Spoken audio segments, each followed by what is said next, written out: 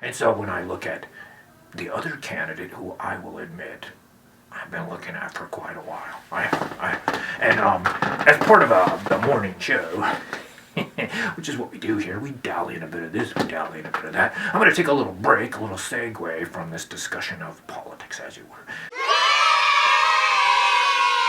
to dive into art, because I don't know if I've mentioned yet on this show, but I am doing a project called Woke Fart.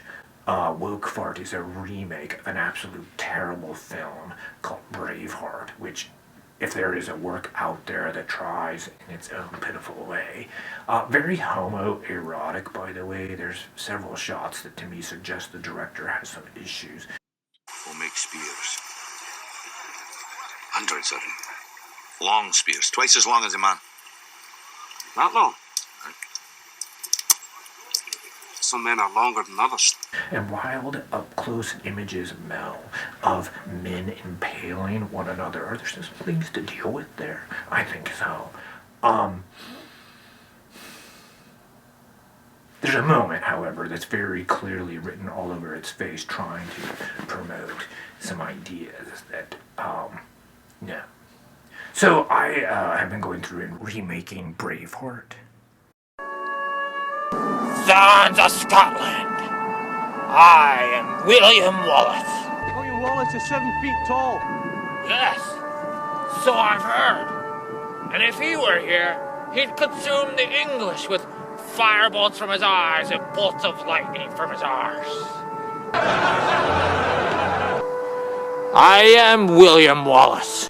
And as I've been doing that, one of the moments is quite powerful, I believe. And I see before me a whole army of my countrymen in defiance of tyranny. And it's reworking of old beliefs for new beliefs. Will you fight? Against that? No! We will run! And we will live. Aye. Fight, and you may die. Run, and you'll live. At least for a while.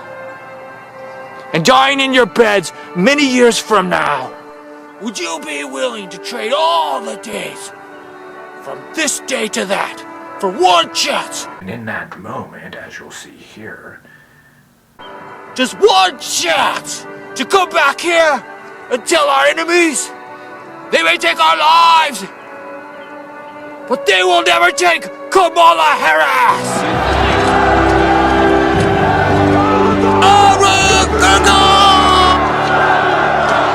But they will never take Kamala Harris!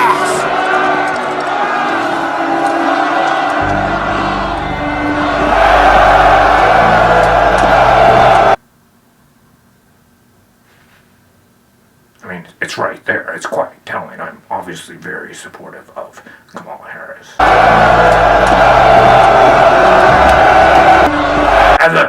As an entity.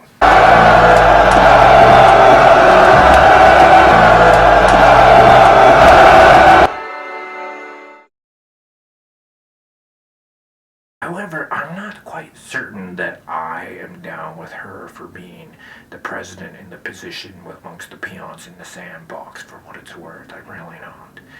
And there's a few things that bother me about it. Number one is this. She got her ass kicked all over the place by a Hawaiian. What we need on the stage in November is someone who has the ability to win. And by that, we need someone on that stage who has the ability to go toe-to-toe with Donald Trump, and someone who has the ability to rebuild the Obama coalition and bring the party and the nation together. I believe I am that candidate. Thank you, Senator. Congresswoman Gabbard, I'll give you a chance to respond. What Senator Harris is doing is unfortunately continuing to traffic in lies and smears and innuendos, because she cannot challenge the substance of the argument that I'm making, the leadership and the change that I'm seeking to bring. Yeah. This is personal to me because I served in Iraq. I left my seat in the state legislature in Hawaii, volunteered to deploy to Iraq, where I served in a medical unit, where every single day I saw the terribly high human cost of war.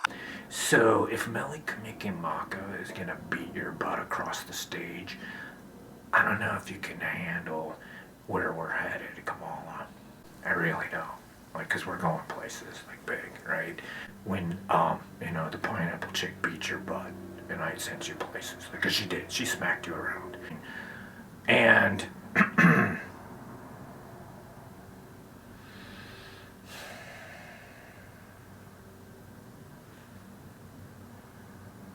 well, how can I put this, but isn't it a little racist to try to go out and achieve something?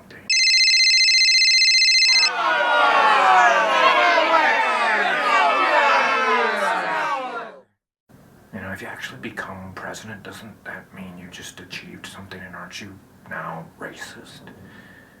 What are we doing here? Do we mean any of this or not?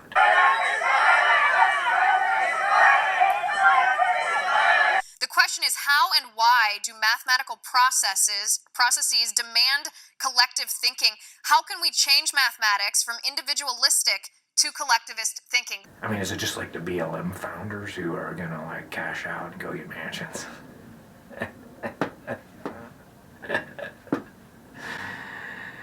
Why'd you tune in here? What'd you think I was gonna do? Don't you get it? Don't you see yet? You're all being played. All of you. And the ones who are being played the most are the ones who buy in to any of it. Look, I can do the same scene with the slip and slide guy. I fight, and you may die.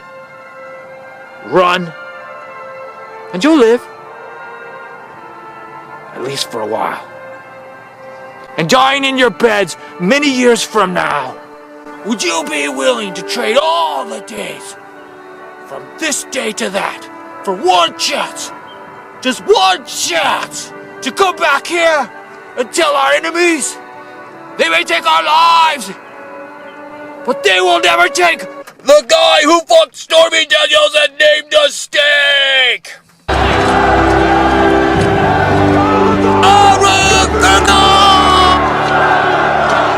But they will never take the guy who fucked a porn star and named a steak!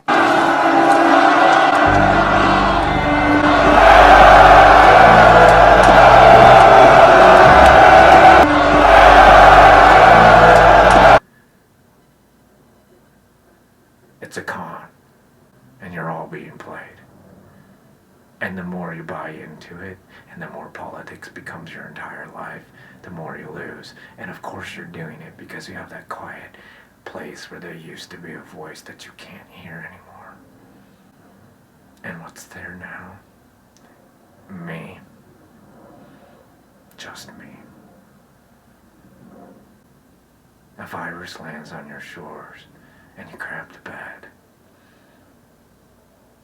You say yes to all your existential dread, to find there's nothing there, just me. Your envy, your rage, your jealousy, your anger.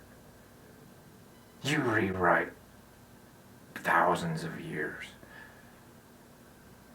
of principles, codes, beliefs over a virus. COVID! 99% of us survive. And I say us because I'm here now. And not only am I here, but I'm growing. If anyone's gonna come out ahead after all of this, it's me. Which is really, now, at this point in the show, the purpose of what we're doing here. This is no longer an election show for Slip and Slide or Kammy from the block, as I like to call her, right? Because we know, like, she's like the kid around the street, or the kid around the corner, right? You know what? I don't know about that, Kammy. Did you ever ride one of those scooters, did you? Did you ever? And I don't know if I want the kid around the street. Like, she picks her nose and like she cries if her lunchbox falls on the ground. Like, she runs out into traffic. Like, that to me isn't the smartest pick to be my peon. But it's not even the point. The real winner of this election and the ruler of all that's to come is going to be me. So that's what we're going to be doing here the rest of the show.